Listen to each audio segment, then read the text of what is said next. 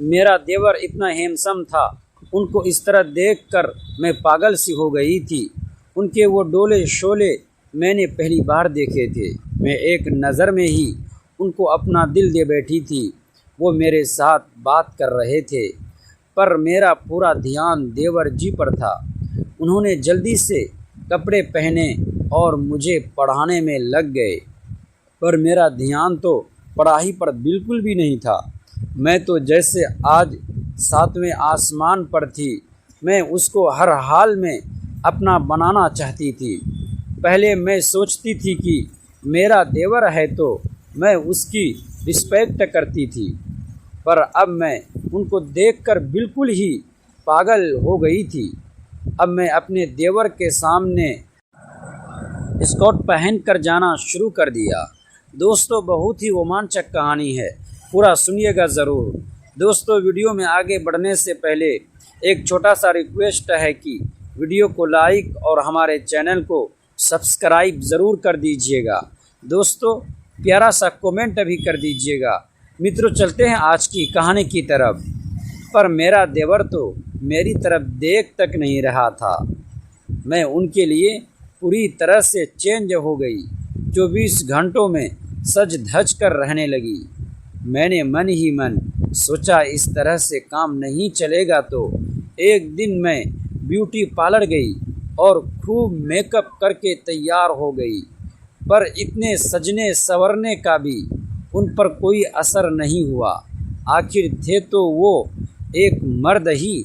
मैंने उनको रुझाने की बहुत बहुत प्रयास किए, पर जब भी वो मुझे देखते थे वो अपनी नज़रें फेर लेते थे। अब मैंने उनके चारों तरफ घूमना बंद कर दिया और छोटे कपड़े पहनना भी बंद कर दिए। मुझे साड़ी पहनना बहुत ही पसंद था, तो मैंने साड़ी पहनना शुरू कर दिया। एक दिन मैं अपने देवर को कॉफ़ी देने उनके कमरे में गई। जब मैं कमरे में गई तो मैंने देखा कमरे में कोई नहीं था। जब मैं थोड़ा आगे उनको देखने गई तो मैंने देखा सामने वॉशरूम का दरवाज़ा थोड़ा खुला था। उनके वॉशरूम से अजीब अजीब सी आवाज़ें आ रही थी। जब मैंने अंदर झांक कर देखा तो वो अपने बेटे के साथ खेल रहे थे और अजीब अजीब सी आवाज़ें निकाल रहे थे और मेरा नाम पुकार रहे थे। ये सुनकर मैं थोड़ा खुश हो गई। अब मुझे अपना काम होते हुए नज़र आ रहा था। मैं चुपचाप दबे पाँव उनके कमरे से बाहर चली गई। मेरे देवर को पता नहीं चला कि मैं उनके कमरे में आई थी। मैं जल्दी से अपने कमरे में गई और नहा धोकर पिंक कलर की पतली सी साड़ी पहन ली। मैंने साड़ी का पल्लू ऐसे लिया जिससे कि मेरी कमर साफ दिख रही थी। थोड़ी देर के बाद मैं पढ़ाई करने के लिए उनके कमरे में चली गई। मेरा देवर आया और मुझे पढ़ाने लगा। आज मेरा पूरा फोकस सिर्फ पढ़ाई पर था, पर मैंने नोटिस किया कि मेरे देवर की नज़र मेरी कमर और नाभि पर थी। मैं मैथ का कुछ सवाल पूछने के बहाने उनके नज़दीक गई और उनके पास जाकर खड़ी हो गई। वो थोड़ा मेरे करीब आए और अपना हाथ मेरी कमर पर फेरने लगे। मैंने उनकी इस हरकत को नज़रअंदाज किया। तभी मेरा देवर बोला, भाभी, मेरे सिर में बहुत तेज़ दर्द हो रहा है, क्या आप मेरे लिए कॉफ़ी बनाकर ले आओगी? मैं जल्दी से मैंने उनकी बात सुन तो रही थी, लेकिन सच कहूँ तो मेरा मन कहीं और ही भटक रहा था। देवर जी सामने कुर्सी पर बैठे मुझे पढ़ा रहे थे और मैं बार बार उनकी तरफ देखे जा रही थी। उनकी आवाज़ में एक अलग ही आत्मविश्वास था। जब भी वह किसी सवाल का जवाब समझाते उनकी आंखों में एक चमक दिखाई देती थी। भाभी, ध्यान कहाँ है आपका? उन्होंने मुस्कुराते हुए पूछा। मैं अचानक चौंक गई। जी कहीं नहीं, मैं सुन रही हूँ। वो हल्का सा हंस पड़े। अगर सुन रही होती तो अभी तक ये सवाल हल कर चुकी होती। उनकी बात सुनकर मैं भी मुस्कुरा दी।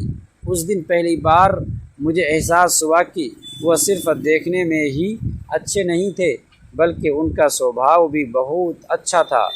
घर में सबकी मदद करना, बड़ों का सम्मान करना और हर किसी को हंसाते रहना उनकी आदत थी। दिन बीतते गए और पढ़ाई का सिलसिला भी चलता रहा। अब मैं हर शाम का इंतज़ार करने लगी थी। जब वो पढ़ने आते तो घर का माहौल जैसे बदल जाता। उसकी मौजूदगी से सब कुछ हल्का फुल्का और खुशगवार लगने लगता। एक दिन बारिश बहुत तेज़ हो रही थी, बिजली भी बार बार जा रही थी। मैं खिड़की के पास खड़ी बारिश देख रही थी कि तभी देवर जी हाथ में 2 कप चाय लेकर आ गए। भाभी, इतनी बारिश में पढ़ाई कौन करता है? आज चाय पीजिए और मौसम का मज़ा लीजिए। मैंने चाय का कप लिया और खिड़की के बाहर देखने लगी। बारिश की बूंदें आंगन में गिर रही थी और ठंडी हवा चल रही थी। आप हमेशा इतने खुश कैसे रहते हैं? मैंने अचानक पूछ लिया। उन्होंने कुछ पल सोचा। क्योंकि ज़िंदगी छोटी है, अगर हर बात पर परेशान होते रहें तो अच्छे पल निकल जाते हैं। उनकी बात मेरे दिल को छू गई।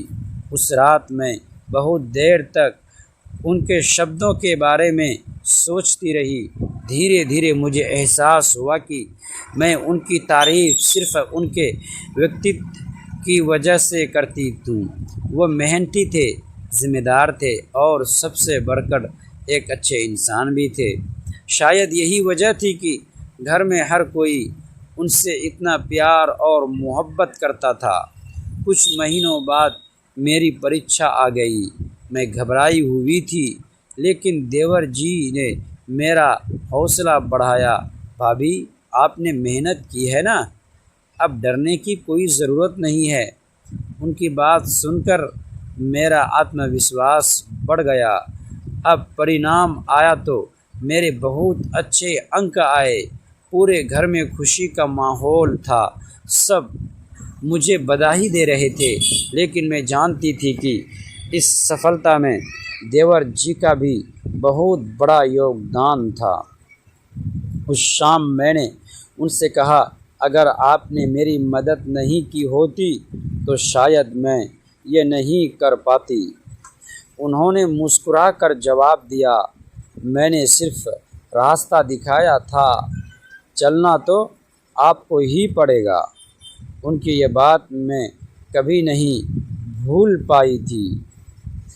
समय के साथ मैंने समझ लिया कि किसी व्यक्ति की असली खूबसूरती उसके चेहरे में नहीं होती, बल्कि उसके व्यवहार, उसकी सोच और उसके चरित्र में होती है। और यही बात देवर जी को सबसे अलग बना देती थी। उस दिन के बाद हमारे बीच एक अच्छा सम्मान और विश्वास का रिश्ता बन गया, जिसे पूरा परिवार भी सराहता था। और जब भी मैं अपनी सफलता के बारे में सोचती तो मुझे वह बरसात वाली शाम और उनके कहे हुए शब्द ज़रूर याद आते हैं, ज़िंदगी के अच्छे पलों को यूं ही गुज़रने मत दो।